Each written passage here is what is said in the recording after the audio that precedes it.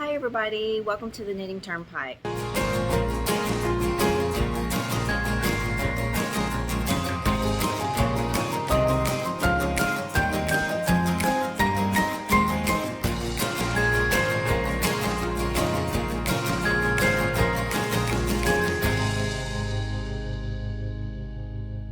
Welcome to the Knitting Turnpike. My name is Gina Pike. I'm so very happy that you're here with me today. Today I'm going to be doing a stitch tutorial for a lace shawl make-along that started about a week ago in the Never Enough Lace group in Ravelry. That the shawl that they are making for the next couple of months. This started on July the 15th and is running until September the 15th. If you participate and you post your shawl progress, there's actually a cast on, which I think they've already picked the prize for the cast on. I think there's a midway point and there's a finished shawl prize. So if you post your pictures in the Never Enough Lace group, you can be eligible for prizes, which is pretty cool. But this shawl pattern is called the Sapphire Alluvium Shawl. The pattern was written by Marna Radsko. And I will say this is a very interesting pattern. This is a charted pattern. The way that she writes the charts, I want to give you guys a heads up in case you're not familiar with this. I'm having a little bit of a learning curve with this charts because I'm not used to charts being written this way. But basically, it is charted. It's only charted for the right side rows. The wrong side rows, you have to do other things. The legend has, for like the right side, you have a certain stitch for one symbol. The wrong side could be that same box could be something different on the wrong side, so you have to think about that. The other thing about this chart is that it only shows one half of the shawl, so you're knitting from left to right on the right side row. You get to the center, and then once you do the center part, you have to finish your shawl out. It is a mirror image of what you just did on the right, on the first half. So to finish out the row, you go from left to right, do the center, and then you go back from right to left to finish the row because it's a mirror image. So you have to go backwards on the same row, and that's where my learning curve is I'm not used to going this way, and then going back. So it's just, another different, designers do their patterns different ways. So it's good to do different designers because you learn all different ways to do charts and patterns. Now there's a few stitches in this shawl. This shawl also has an interesting bind off, so I want to show you how to do the stitches in this shawl in case you're interested in maybe knitting this along with me. You can use this either to evaluate if this is something you may want to do, or you can use it as a just a refresher. If you don't remember the stitch, I will say one of the stitches is a little bit different than what I'm used to as well. So pay attention to the legend. Again, because different designers do different symbols for different patterns, like the backward slash symbol. I'm used to seeing that as an SSK, but this designer uses that for the SKP stitch. So, it's just good to do different designers and learn different ways to do different stitches and different ways to do charts. It just helps you grow and expand to be able to do even more because you're you have done something a little bit different. Alright, so the stitches that you need to know for this shawl. Alright, I'm going to do this starts with a garter stitch tab cast on. I'm going to do it a little bit differently than the way she describes. She describes doing a crochet waste yarn to hold the stitches live to pick them up later. I'm just going to do a slip knot and then backwards loop cast on these two more stitches to start with the 3. Like that.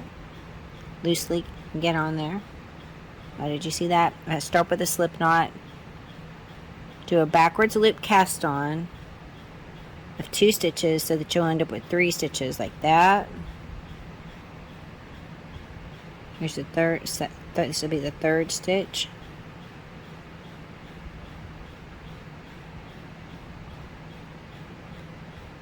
Okay. And now I'm going to put one of these little pins in the bottom of these 3 stitches.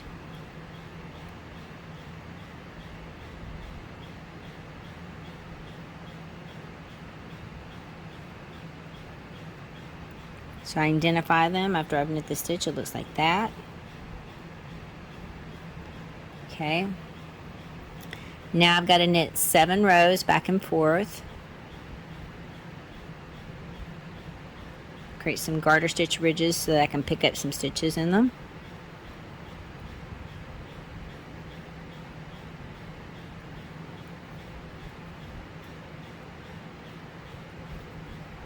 Okay, that's 1.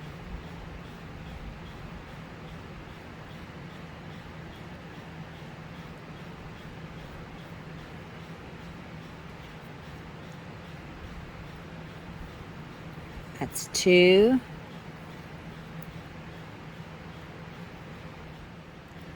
Here we go, 7.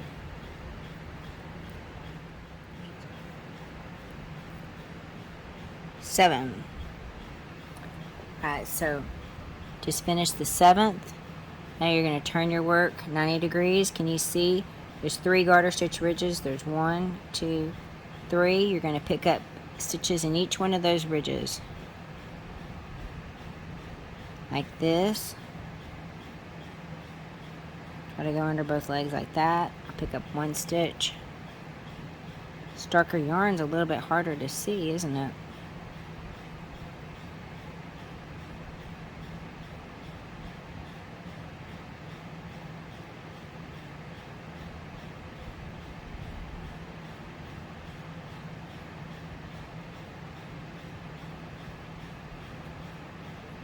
Okay.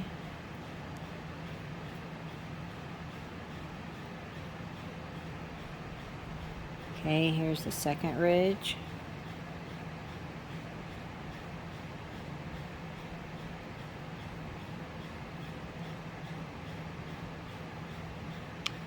And then here's the third ridge. Right there.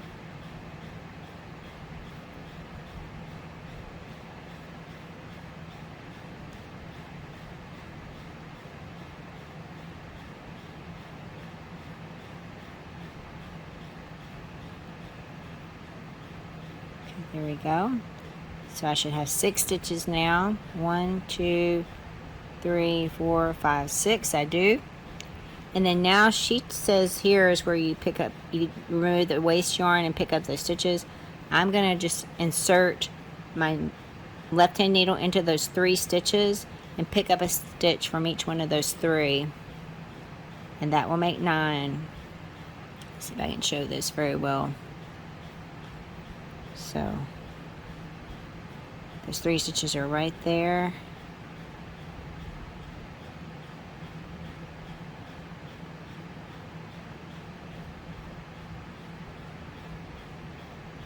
You see them? 1, 2, 3. Like that.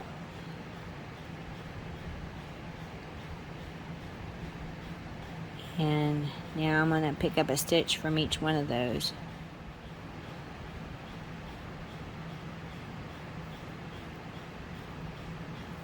Here's the first stitch.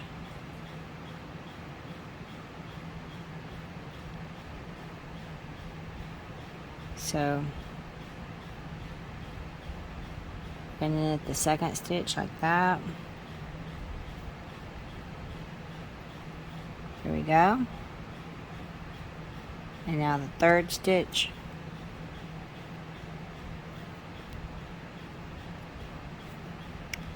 There we go. Now I should have 9 stitches. 1, 2, 3, 4, 5, 6, 7, 8, 9. Yep, I have 9 stitches. That's the start of my garter stitch tab cast on.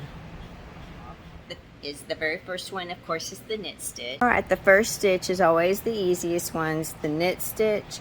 You insert your right hand needle into your stitch in the front leg, wrap your yarn around your needle, pull it through. I've shown this a million times, and it's the basic stitch for knitting, the knit stitch. And then of course you have a purl stitch. Alright, the next stitch is a purl stitch where you bring your working yarn to the front, insert your knitting needle in the right hand needle into the front leg of your stitch, wrap your yarn around it, pull it through. and then take your yarn to the back, you will have a purl bump in front of your stitch for the purl stitch. And then you have a yarn over. Now on the wrong side row for the yarn overs, you're going to do a purl stitch. A lot of the stitches on the wrong side row are purled. That's just something it's like a resting row of lace, so they're not that complicated. Unless it's otherwise denoted, most of the stitches on the wrong side are purled except for the edge stitches there. Alright, the next stitch is a yarn over stitch where you bring your yarn to the front and over your right hand needle, and then do whatever the next stitch is. If it's a knit stitch, you just do it like this. You will have a hole in your knitting where your yarn over is, like that. If your next stitch is a purl stitch, you'll have to bring your yarn all the way around to the front, because your purl stitch is you do it with the yarn in front, and it'll be like that, and you take your yarn to the back like that, and then another hole. Alright, the next stitch you have is a knit two together. The next stitch is the right leaning decrease stitch and knit two together. You take the next two stitches on your left hand needle, insert your right hand needle into both of them, wrap your yarn around, knit those two stitches together so two stitches become one. It is a right leaning decrease. See how it leans to the right there. Knit two together. And then you have the next stitch is a slip one, knit one, pass a slip stitch over. Now this is a backward slash, or a left leaning slash. I'm used to that designating an SSK, but this one means an SKP. Slip one, knit one, pass a slip stitch over. They're both left leaning decrease stitches where you take two stitches into one stitch. The next stitch, the symbol looks like a slip knit, but it's an SKP stitch. What you're going to do is the next stitch on your needle is you're going to take two stitches down to one. You're going to slip the first stitch as if to knit. You're going to knit the next stitch. Then you're going to take that slip stitch, that slip stitch, and pass it over and off that knit stitch, and it's a left leaning decrease like that. SKP stitch. The next stitch is a knit three together stitch where it's a right leaning double decrease, or it's a right leaning decrease stitch. You take three stitches down to one stitch. The next stitch looks like a chicken foot. It's a knit three together, so it's instead of like a knit two together, it's gonna involve the next three stitches on your knitting needle. This might be hard to get your needle through all three of those stitches, so you might want to do it closer to the edge of your needle so you can work your way through.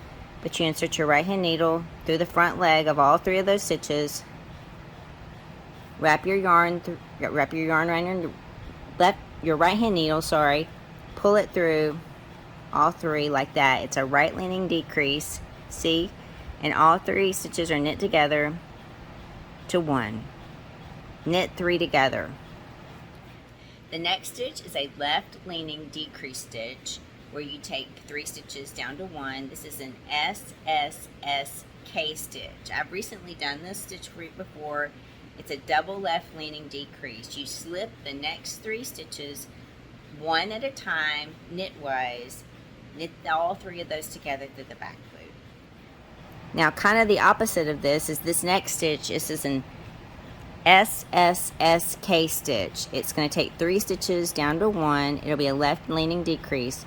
You're going to slip the first stitch as if to knit, slip the second stitch as if to knit, slip the third stitch as if to knit, insert your left hand needle through the front of all three of those stitches and knit them together through the back loop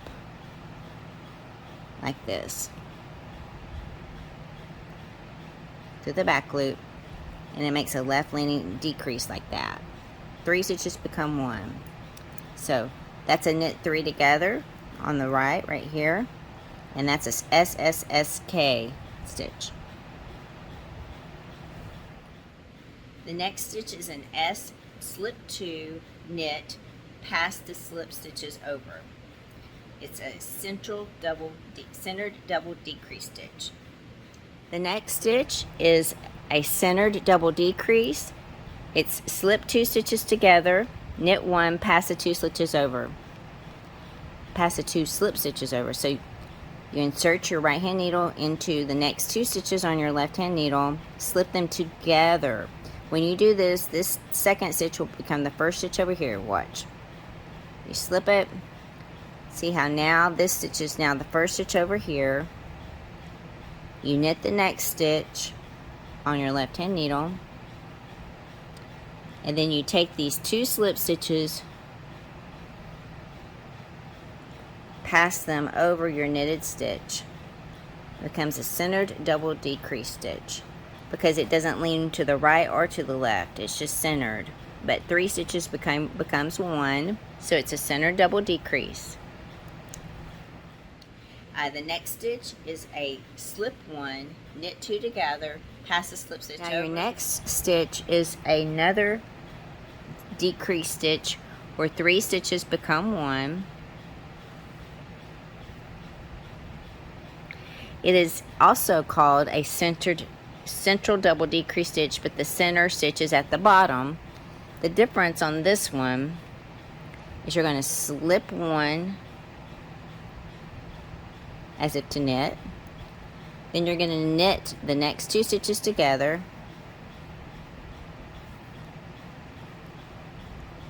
Like that. And then you're going to take that 1 slip stitch and pass it over and off, so you end up with 1 stitch. 3 stitches become 1, like this. And those are the difference between the two.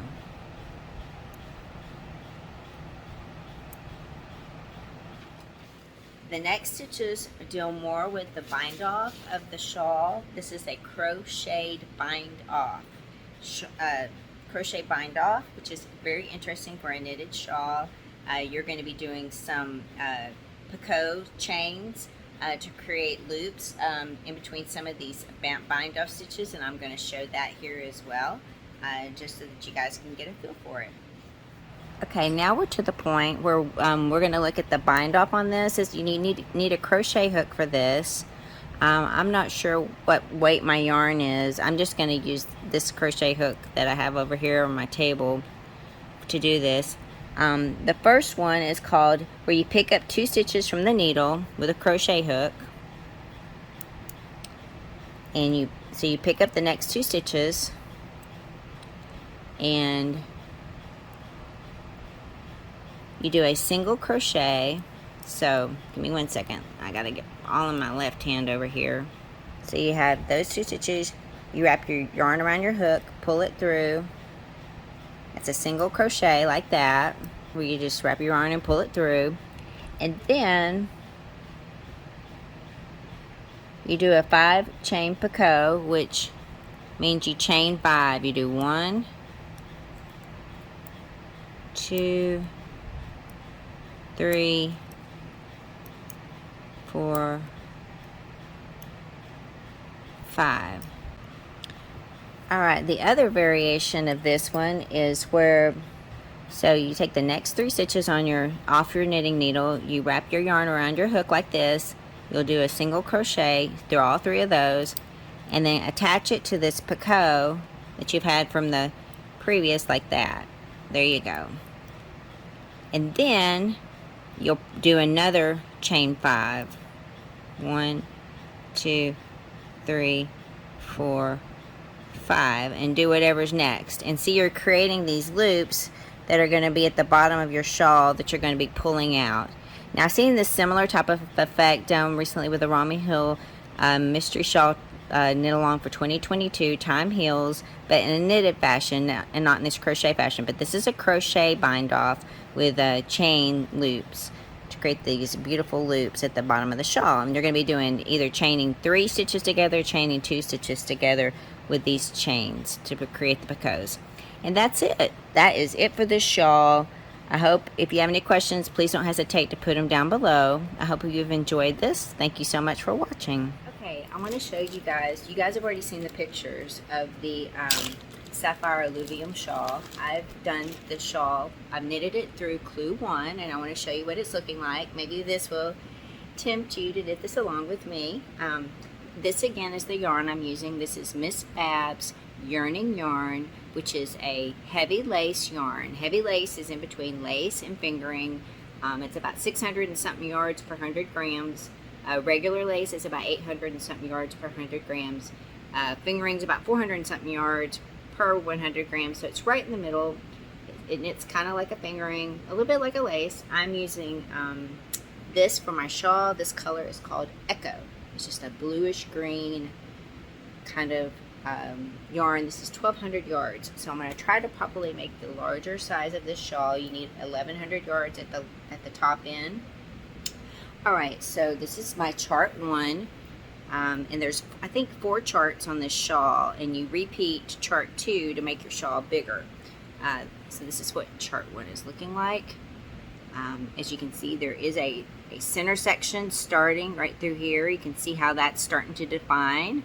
This will be a triangular shaped shawl, has a garter stitch tab cast on. That's what I showed you earlier. You can see that's where my original 3 stitches were. And that white is just marking the front side, but you can see what it's looking like so far using a US 4 knitting needle. And chart 1, moving on to chart 2, I just wanted to share that with you. And then this does have the crochet bind off, and I have knit another shawl. Actually, I'm finishing it up, and I'm hoping to finish it up. This is kind of inspiring me to come back and finish this up. This shawl has a crochet bind off similar to what I showed in the tutorial. This shawl is been on my needles for a while. This is called the Nymphia Stellata. It was also inspired by a make along in the Never Enough Lace group. The pattern designer is Tiziana Samurai. I'll put a link down below for this shawl pattern too. This is where I'm at. This is a Diana dye yarn. But you can see I am working on the bind off. Let me show you what I've done. Not a lot, but I have done some, and I'm going to pick this up and try to finish it. But as you go along, so when you do this crochet bind off, you're grabbing 2 or 3 stitches and you're knitting, single crocheting them together, something like that. And then you do this chain. I think this might be, I haven't done this in a while, I think a chain 8, or you do however many chains the designer tells you, and it creates these loops, kind of like what I showed you in the stitch tutorial earlier. But you're going to have these loops that you can pull to do these little bobbles at the edge. But you single crochet these stitches together to bind them off, and then do the little loop, the little chain in between. So that's kind of where I've only done this much of it, this much of the crochet bind off edge. I'm showing you guys the wrong side. And this shawl does have beads on it. I'm excited about finishing this up. It's been on my needles a while. This yarn is from Diana Dye. It is a lace weight yarn. I think it's a flat silk lace weight yarn. I'll put a link down below to her shop, but it's called Oil Slick is the color. Oil Slick. So pretty. And I am excited about finishing this up. It's such a beautiful lacy design. Isn't that pretty? So I am excited about finishing that up, and I'm hoping to maybe finish that up maybe this week. I'm hoping I can get that done. We'll just see. But that is also another shawl that I've done recently that has a crochet bind off, and it's also kind of from a designer in that area. I believe Tiziana is Russian. I'm not sure what nationality the designer is for the Marna. I'm not sure what nationality she is, but I think it's over in that area. So it's kind of interesting to me that two super lacy shawls, both very charted patterns, both have a crochet bind off to finish it up to make that super loopy edge. Alright, those are all the stitches in this shawl. I hope that this is helpful, especially if you're going to be knitting this. This is a paid pattern on Ravelry. If you decide you want to knit this, go to the Never Enough Lace group.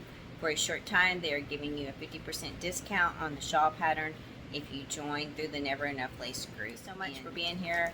I hope you've enjoyed this. Hope you have a wonderful day. Take care of yourselves, and if you do knit this and you want to share it with me when I share mine in my blog updates, I would love to see your shawls. Email me. My email's in the description box below. Y'all have a wonderful day. Take care. I'll see you all very, very soon.